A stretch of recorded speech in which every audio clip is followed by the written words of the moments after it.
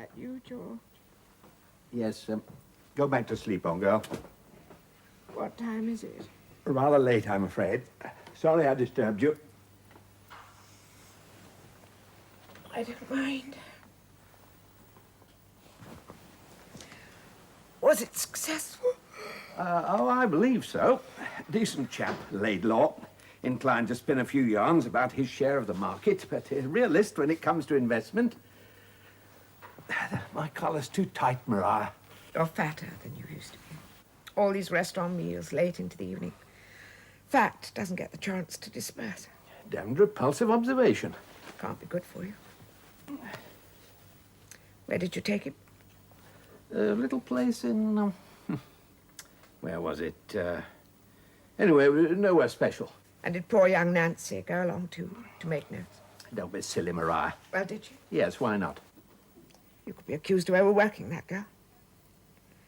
Doesn't it ever occur to you that she might have alternative ways of filling her evenings? Well, that's the point. She hasn't. Week in, week out, she has no pleasures, no treats. I doubt if she gets a square meal left to herself. She's showing a keen interest in the business. Heart and soul in it, in fact. And why? Because she knows now she has a chance of entering a different world. Silver cutlery, waiters, dancing attendants holding a shabby coat for her. Nowhere special, you said? This restaurant where you took Mr. Laidlaw. If that isn't special, let me know when you find a place that is. Must you be so disagreeable? It's too late. All right. It's too late.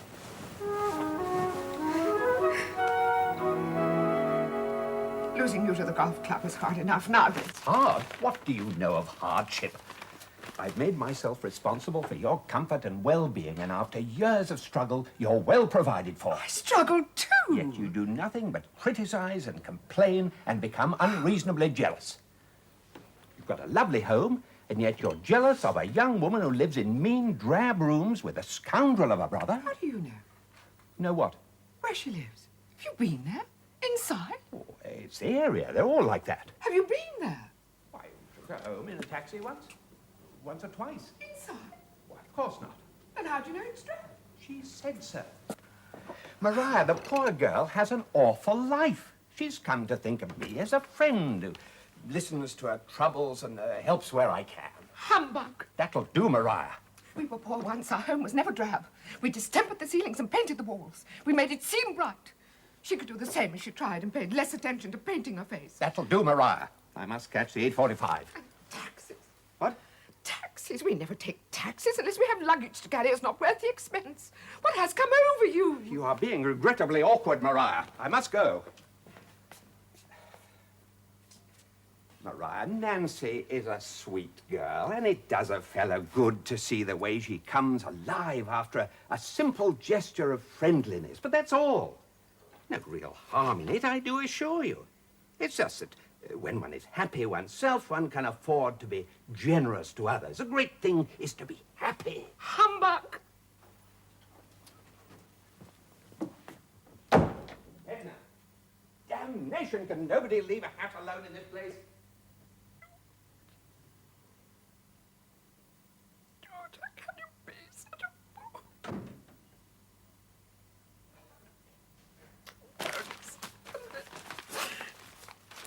Won't stand it. Oh, see, you was upset. I won't stand it. What can I do?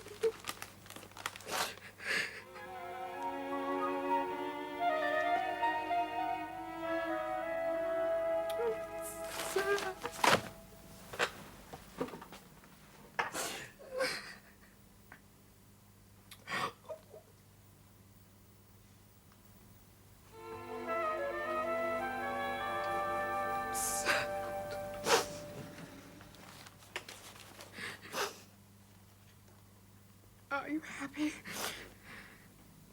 If not, consult Mr. Barker Pine, 17 Richmond Street.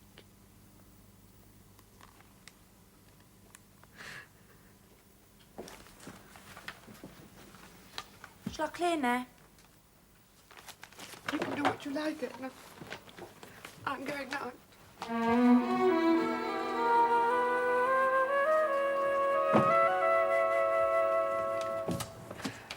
Chilly morning, sir.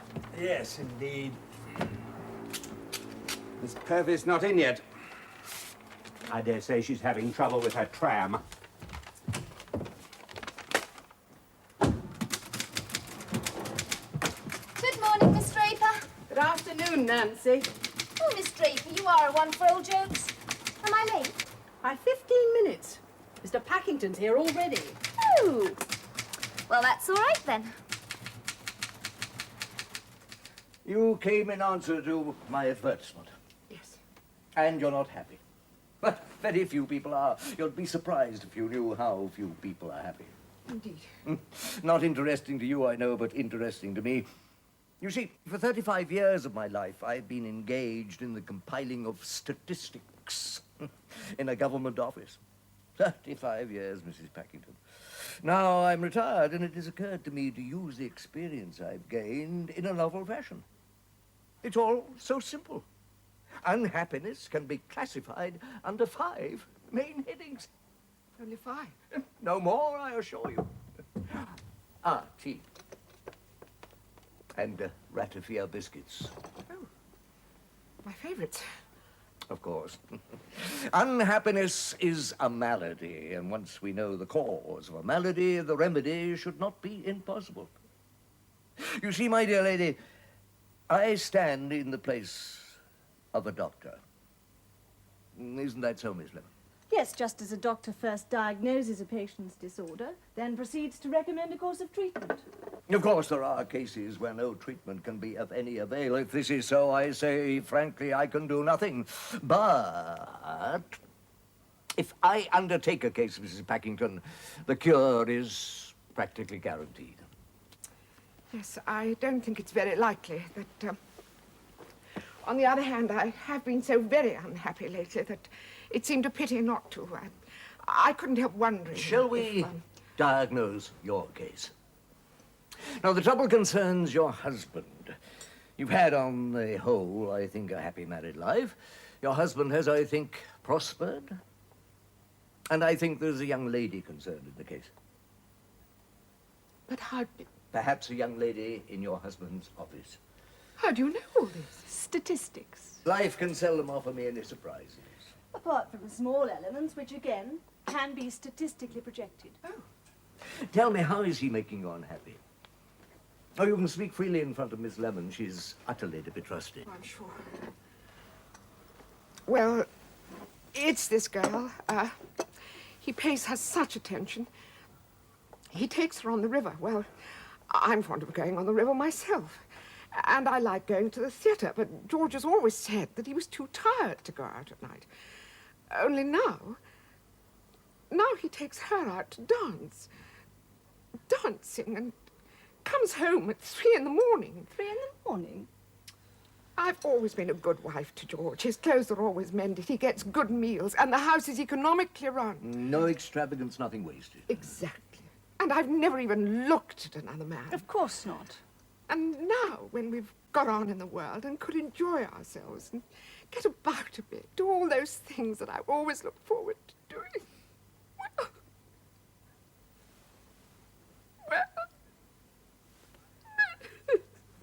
I assure you, I understand your case perfectly.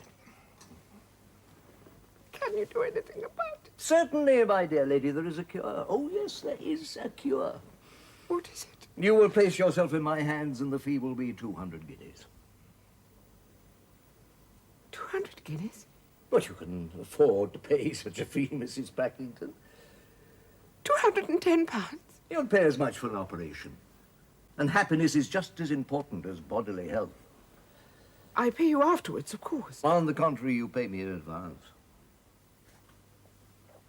No, I'm sorry. I don't quite see my way to... To buying a pig in a poke. Well, perhaps you're right. It is a lot of money to risk. But you see, you've got to trust me. You've got to pay the money and take a chance. Those are my terms. 200 guineas? It is a lot of money. Good morning, Mrs. Packington. Let me know if you change your mind. Yes, I don't think that's very likely. No. Forgive me for taking up so much of your time. Goodbye. Goodbye, Mrs. Packington. Goodbye, and thank you for the tea. Pleasure.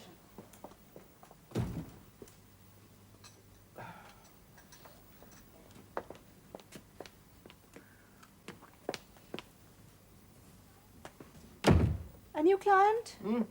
A new client. Schedule A? Well, Schedule A, of course. Now, interesting how everyone thinks his or her own case to be unique. Well, well. Now, warn Claude. At least an hour's briefing tomorrow morning at Moroni's, and tell him not too exotic, no scent, and he'd better get his hair cut short. Shall I make our usual appointments, Mrs. Packington? Oh, yes, why not? For the moment, she's jibbing, but she'll be back. This afternoon, probably. About 4. So, somehow I shall have to find £5 for a carpenter. It was a rotten old door in any case. But you'd not think so to hear our landlord carrying on. But if it was your brother who did the damage... Oh, poor Eric. He still has his debt to the bank and no job. No, it was my fault for being out so late. He wouldn't have used his penknife on the latch if I'd been at home to let him in. But there, I had a wonderful time, thanks to you, Mr. Packington. I shan't let a broken door spoil the memory.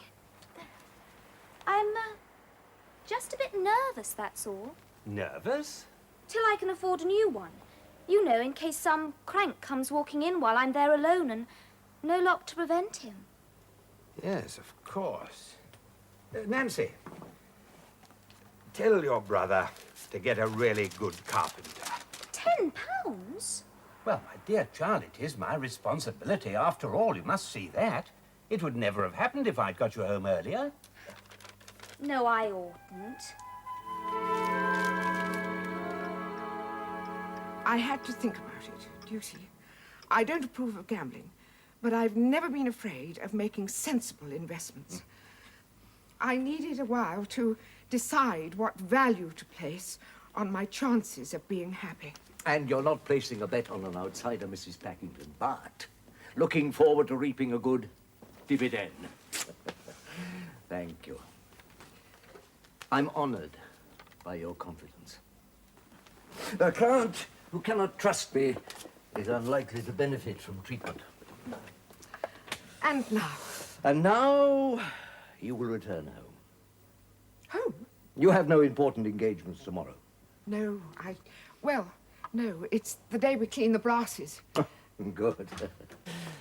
Will you make out a receipt for Mrs. Packington, please, and take a note of her address, and then order a taxi for her journey home? Taxi? Oh, no, I never bother with taxis. Unless it's raining or you have luggage to carry, it's not worth the expense, I know. But circumstances change. First post tomorrow morning, you will receive certain instructions, which I will be glad if you will carry out.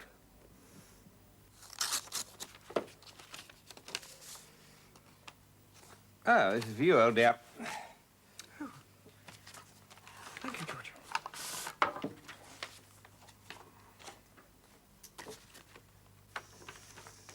An invitation. This is for you as well. Thank you, George. Well, it's better be off, old dear. Maria, well, it's just possible that I may be out to dinner again this evening. What did you say? I said I may be out to dinner. I have to see a man on business, so if by any chance...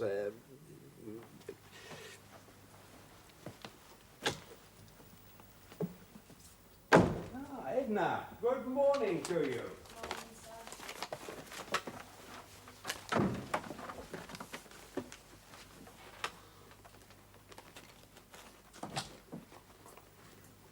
Should I vacuum this morning after I've cleared Mrs. Packington?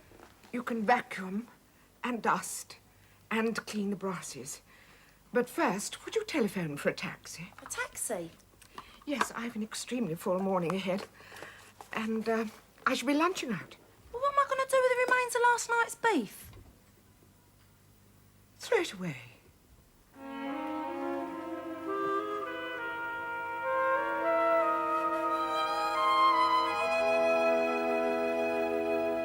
For your buttonhole?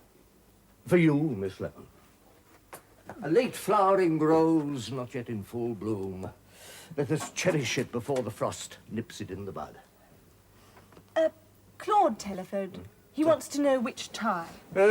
Plain silk, dark. Exclusive clubs and public schools mean nothing to Mrs. Packington. Quite.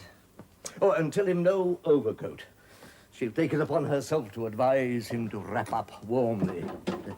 You know, in their time, I believe that both Mr. and Mrs. Packington have experienced what it's like to be cold. A chill? We can't have that. I felt simply awful when I woke up this morning. I had to drag myself here. I didn't want to let you down, Mr. Packington. Poor child, you look starved through.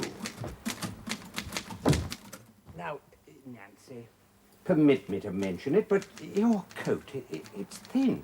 It's terribly thin. It's my best coat, Mr. Packington. I'm saving up, but I can't afford a new one this winter. Now I've offended you. Oh, no. Good.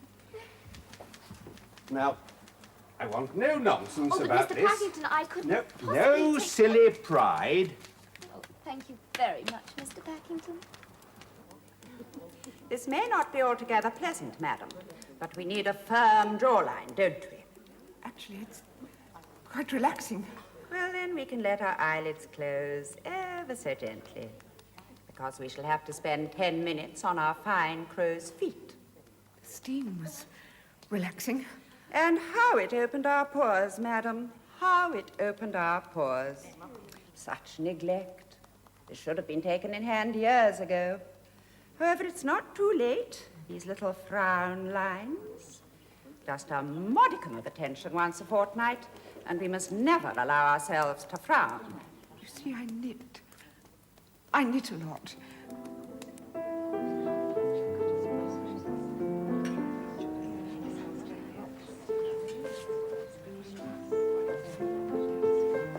Good. Punctual to the minute. Mine. Well done, my dear fellow.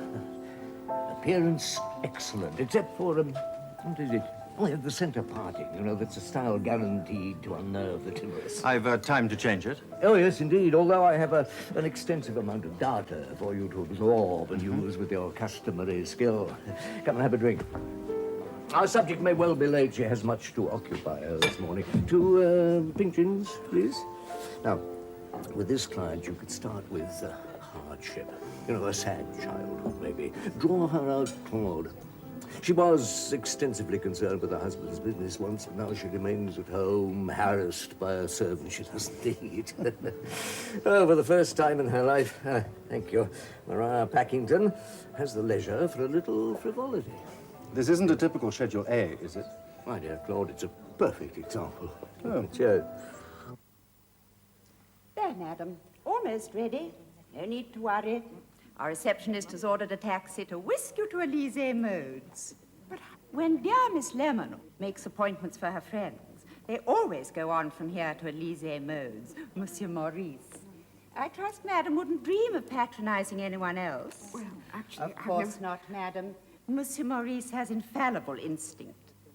A titled lady, known to us, had always worn bright green, hadn't she? Until she put herself into his care. Imagine a lifetime of slavery to the notion that one could ever appear in public dressed as a lettuce. Now, madam.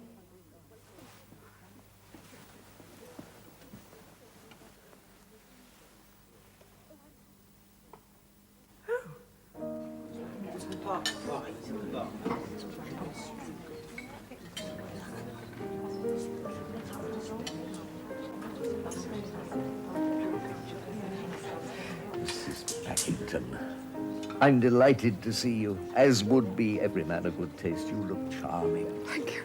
And how do you feel? Different. Come and sit down. I venture to order you a white lady.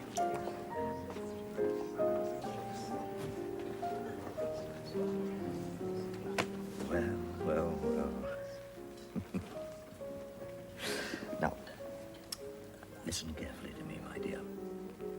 I've given your case considerable thought, and I have decided that your husband must be made to sit up. You understand? To sit up. Now, to bring this about, I am going to introduce you to a young friend of mine. You would take luncheon with him today. Not with you. Oh, but what about your friend? I mean, won't he mind? I mean, I wouldn't want Shall to. Shall we drink to your health and happiness? One being as important as the other.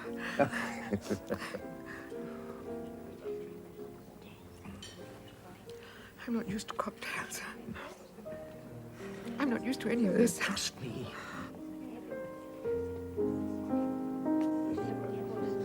Ah, Claude. Mrs. Packington, allow me to present Mr. Luttrell. Delighted to meet you.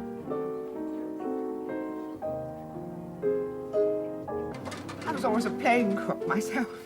My husband used to prefer it. But there's no food in Europe to compare with an English Sunday dinner cooked at home by a woman who cares. You must miss the sunshine, Mr. Luttrell. Oh, not really.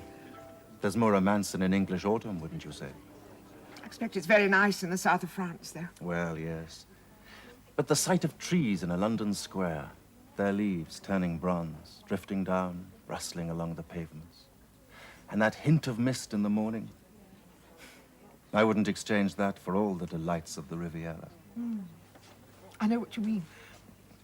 I used to work for George when he started in business, just clerking, typing, answering the telephone, that sort of thing, nothing important. But we had a flat in Muswell Hill then, and we used to walk to the tube through Highgate Woods every morning.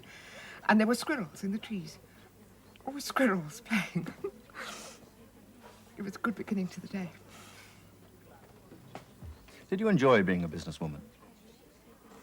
Well, I seem to have had a head for figures. I suppose it's rather like working out knitting patterns. I like doing that. The more complicated, the better. Yes, I enjoyed it. It was hard work there and not very successful at first. I'd send out hundreds of letters and price lists without much response. And then a few orders would come in and then some more and... Oh, in the end, it was a treat to see George's face when we opened the post in the mornings. We're in Bakelite, you know. Ah, Bakelite.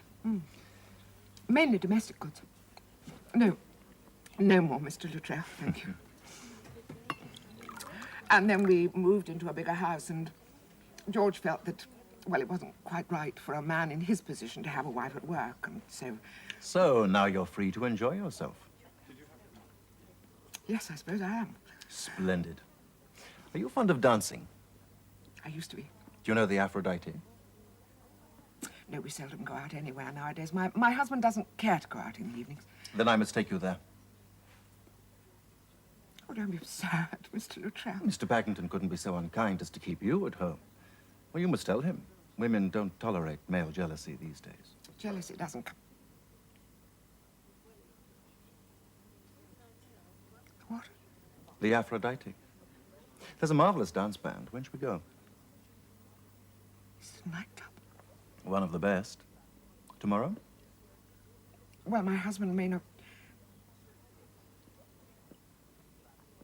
Very well, Mr. Luttrell. Tomorrow.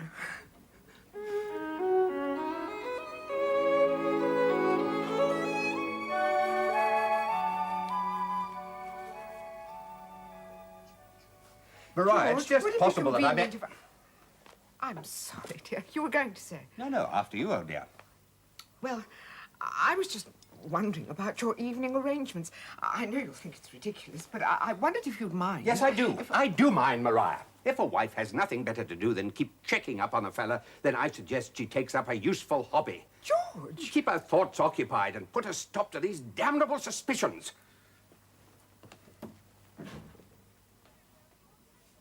Very well, George. I shall take up a hobby. Good.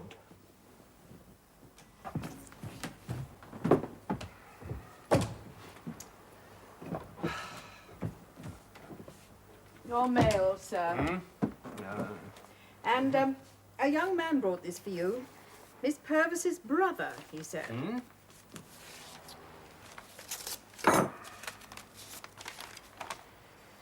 Poor Miss Purvis. A shocking cold.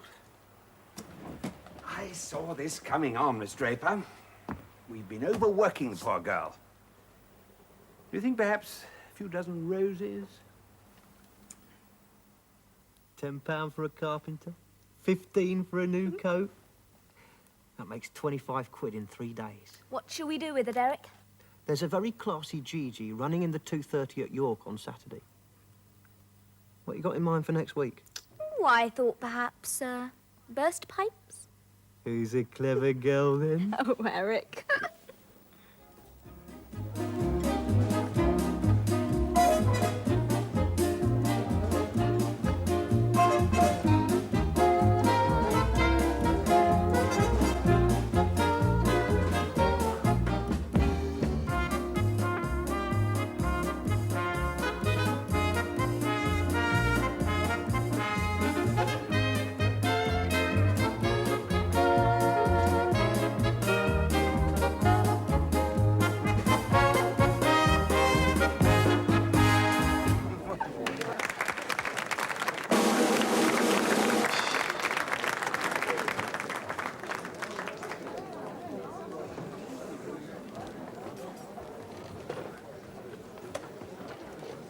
Mrs. Packington, you are without doubt the best dancing partner I've ever met. Mr. Luttrell, you are without doubt the most outrageous flatterer I've ever met. I mean it.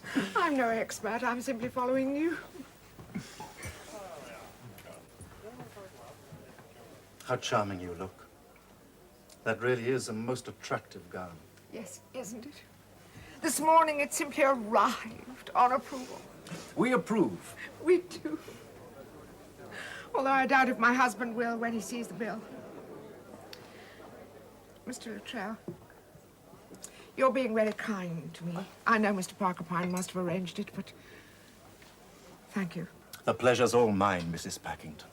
You know such exciting people and places. I'm just a little afraid I shall bore you. Nonsense. But society ladies Are spoiled children and easily bored themselves, and therefore utterly boring company. You revel in the least novelty. You have a vast capacity for enjoyment. I find it enchanting.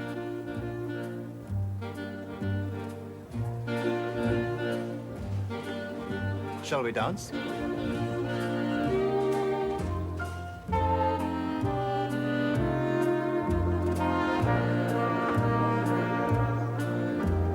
I know why I've waited, know why I've been blue, prayed each night for someone exactly like you.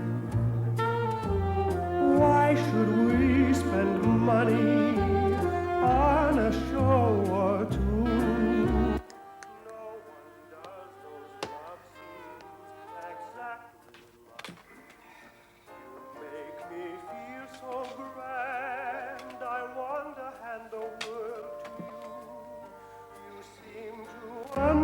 Understand each foolish little scheme I'm scheming, dream I'm dreaming. Now I know why Mother taught me to be true. She meant me for someone exactly like you.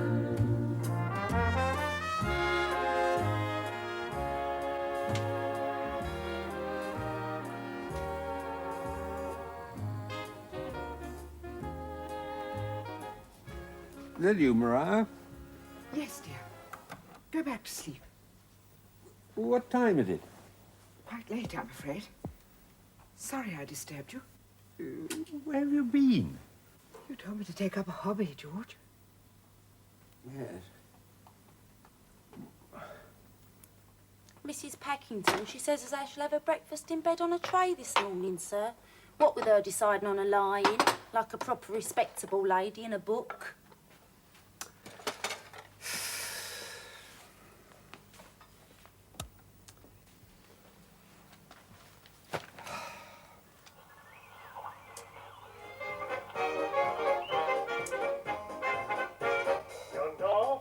Sweetheart now, they don't baby you somehow. Oh, yes. I think my own capacity for enjoyment was well and truly thrashed out of me at public school. What was your mother thinking of to have allowed it? Of my father and his ambitions, I suspect. In my experience, too many women tend to devote themselves to their husband's aggrandizement. Exclusively. I spent my entire youth looking forward to attaining the age of 21 and taking control of my own destiny and fortune. What a sad waste. Yes. Because before I reached independence, my family had been ruined and my expectations reduced to nothing. The war began it, you know. Yes. All our horses were requisitioned, the house, everything. Yes, it was a terrible time. I was anxious for George. So my father sold up for a pittance and took us all to the Riviera. The rest of our fortune was lost on the gambling tables. For 10 years now, I've drifted along on the patronage of sympathetic old acquaintance. It's wearing pretty thin.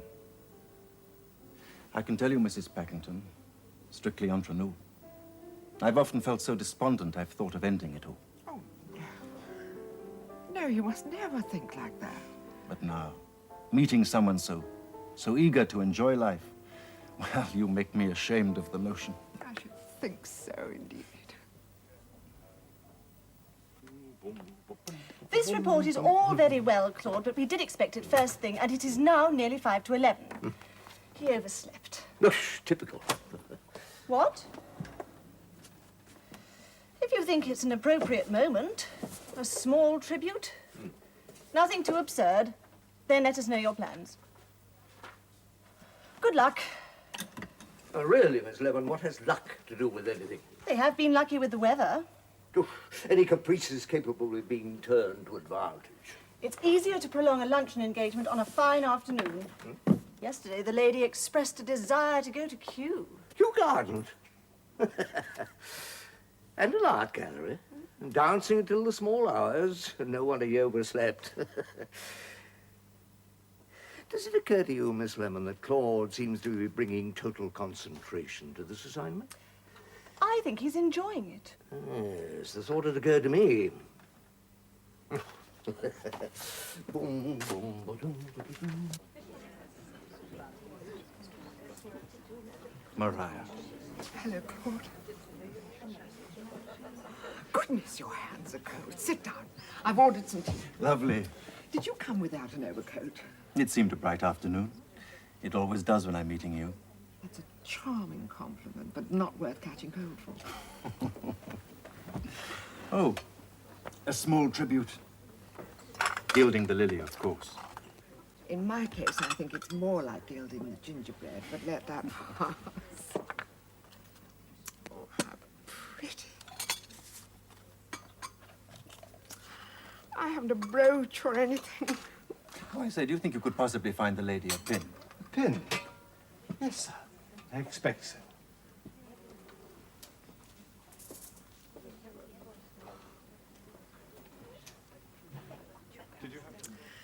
I must knit you a warm pullover. What's your favorite color? The color of your eyes. Sort of nondescript buff, then. Mariah, you are a joy. Because I laugh at myself. Don't you think I'm wise, too? The joke being that here am I, a middle-aged woman, having afternoon tea with a most agreeable and attractive young man. You don't ever... You wouldn't ever laugh at me behind my back, would you? Mariah. It's all right. Claude, I've been thinking. What? You don't seem to have a very high opinion of society ladies, but there are other kinds of girls, you know, warm, affectionate girls. You might find one who wouldn't break your heart. I rather thought I'd found her, Mariah. Oh, no. Where should we go this evening?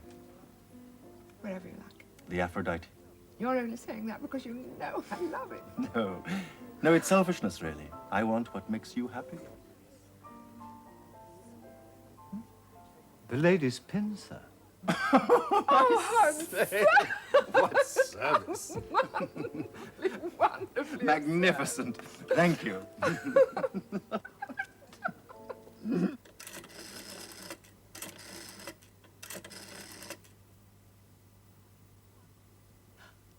Could I speak to Mr. Claude Luttrell, please?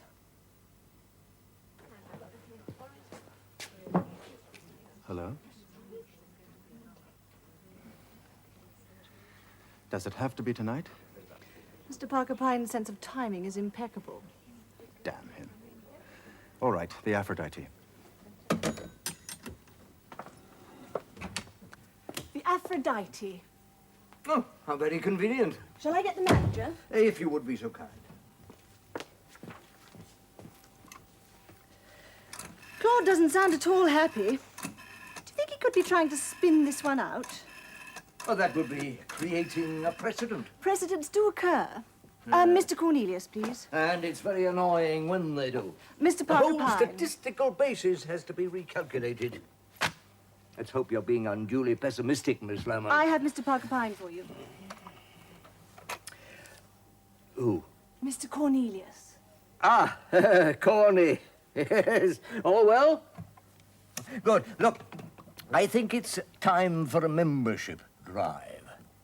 Yes, one of your special cards. Delivered by hand this afternoon to Mr. George Packington and guest. Packington Products Limited, King George V Estate, Neasden. 2 peas in a pod, Nancy. Are you sure you should be back at work? I couldn't stay away any longer, Mr. Packington.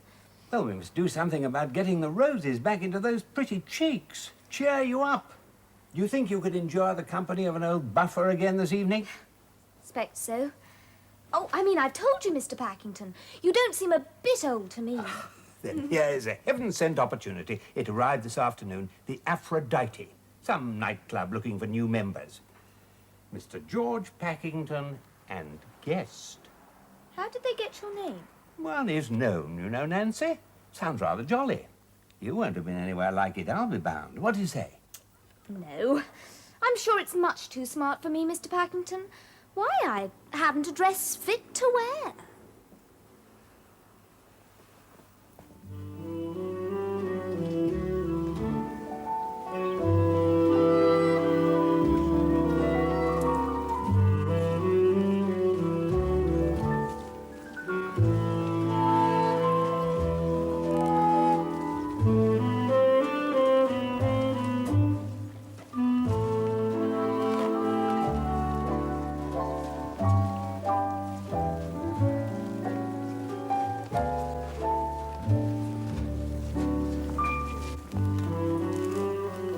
What happened then?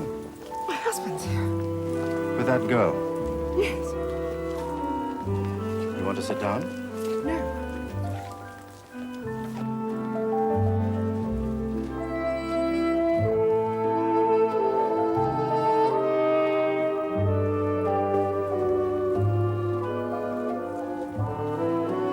Hello, George.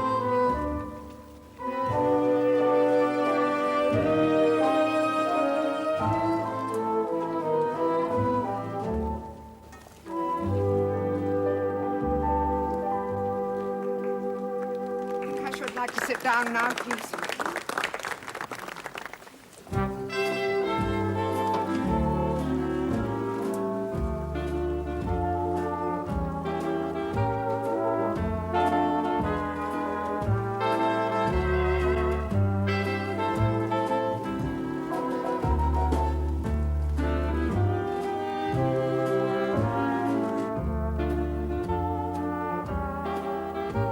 How terribly he wants to be young. Claude, what do you think of Mr. Parker Pine? Offering his services to people like myself. People browsing through the agony column to pass the time. People desperate enough to try to buy a chance of happiness. Is he a charlatan or just a magician? Does it matter if he's been instrumental in making you happy? Statistics can't provide a perfect answer every time. No. Shall we dance again? Yes.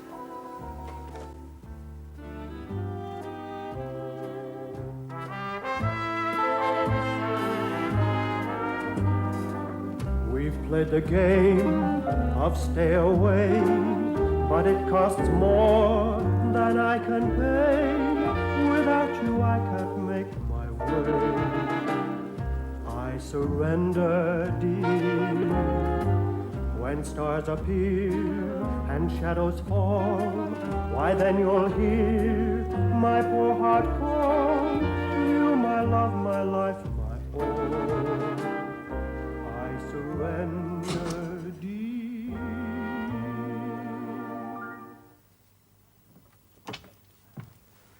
Ah, you're back. Yes, I'm back.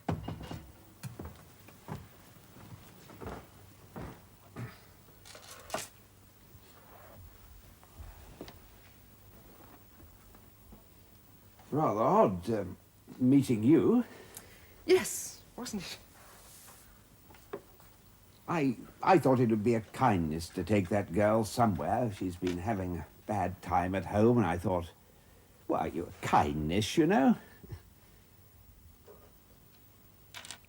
Who's that chap you were with? I haven't met him, have I? Luttrell, his name is. Claude Luttrell. How'd you come across him? Someone introduced me. Rather an odd thing for you to do, wasn't it? Go out dancing at your time of life. Mustn't make a fool of yourself, old dear. A change is always nice. Yes, but you must be careful. A lot of these lounge lizard fellas going around, you know, and middle-aged women do sometimes make awful fools of themselves. Just warning you, my dear. Wouldn't like you to do anything unsuitable. I find the exercise beneficial. Expect you do, too. Great thing is to be happy, isn't it? I remember you saying so one morning at breakfast, about 10 days ago. Yes. Schedule A, final phase, final briefing, Miss Lemon. Claude has accomplished another successful assignment. Her husband has seen them together? Yes, and will have warned her against him. Splendid. I wonder what your little present will be this time, Claude. Well, when she meets him at luncheon today, a gold watch in all probability. Oh, no, too formal. A gold cigarette case, perhaps. And Claude, at luncheon, I think would be the moment for you to renounce your way of life. So soon? About 3, shall we say.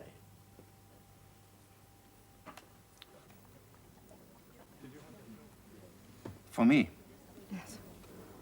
I hope you like it. Why'd you give me this? I won't take it. Take it back. Take it back, I say. I'm sorry.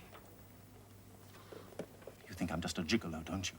A creature who lives on women, a lounge lizard. You do, don't you? I said I'm sorry. It was tactless. Well, so you should think that of me. It's true. Oh, yes, I had my orders to take you about, to amuse you, to make love to you, make you forget your husband. Claude, I guessed, and it doesn't matter. But that was I my guessed. job, Mariah. A despicable one, eh? Why are you telling me all this? Because I'm through with it. I can't carry on like this, not with you. You're different, Mariah. You're the kind of woman I could believe, trust, adore. Oh, I know you think it's all part of the game. Well, it isn't, and I'll prove it. I'll have to go away because of you. I'm going to turn myself into a man because of you instead of the loathsome creature that I've become. Go away. Is that necessary? It's the only way. I've been a rotter, always. But I swear to make good from now on. You read the agony column, don't you? Well, on this day, every year, you'll find a message there. Oh, Claude, please. A message saying that I remember you and that I'm making good. Every year, you'll know then all you've meant to me. And one thing more. I've taken nothing from you. I want you to take something from me. No, I couldn't. Mariah, shut up, will you? I'm trying to say goodbye. This was my mother's. I'd like you to have it.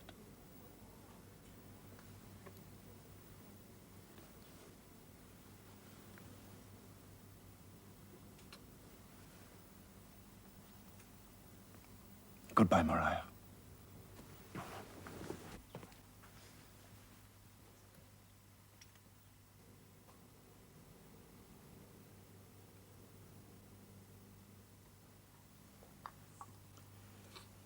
Look here, Mariah.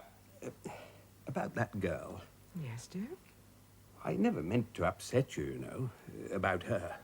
Nothing in it. I know. I was foolish. See as much of her as you like, if it makes you happy. Maria! Yes, George? Why, it isn't right for a wife to urge a fellow to take a girl about. It isn't? Well, no, it's not decent. Not so much fun, you mean? Fun had nothing to do with it. No, George. What you don't seem to realize is that it takes it out of a fella, that sort of thing. What sort of thing, George? Dancing, that sort of thing. I must say, dear, you are looking rather tired. I could do with a holiday. We might go away together somewhere for a break, if you like. Don't worry about me. I'm quite happy. Damn it, woman, I'd like to take you somewhere. We might go to the Riviera. What do you say to that, hmm? Perhaps Torquay. Papworth, Packford, Packington. There. I'm right in thinking this case is closed? Assuredly. What was the entertainment account? £102, 14 shillings and sixpence. Good morning, Claude. Everything go all satisfactorily? Yes, I suppose so. Bring. What name did you have inscribed in it? Matilda, 1899. Excellent. And the wording for the advertisement? Making good. Still remember Claude. Make a note of that, Miss Lemon. To be inserted in the agony column on, what is it, November the 1st for, let me see the entertainments again. Oh, yes, 10 years, I think. That'll leave us a profit with from next on £90, and that's adequate. Mr. Parker Pine, there's something I've got to say. Yes, Claude? I don't like any of this. It's a rotten game. My dear boy. Better come through for a moment. I think we may have a small element of surprise. It could have been statistically projected.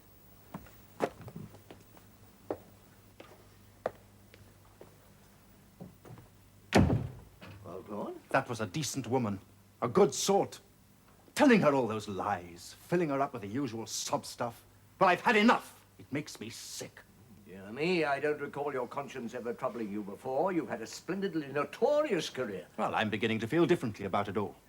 Look, this game, it isn't nice. Now, look at it this way, Claude. Instead of displaying your usual callous mercenary instinct, you have given an unhappy woman what every woman needs. A romance. A woman tears a passion into pieces and gets no good from it. But a romance... A romance, my dear Claude, can be laid up in lavender and looked at through all the long years to come. I know human nature, my boy, and I tell you that a woman can feed on such an incident for years. Well, I think we can safely say that we have discharged our commission to Mrs. Packington very satisfactorily. Well, I don't like it.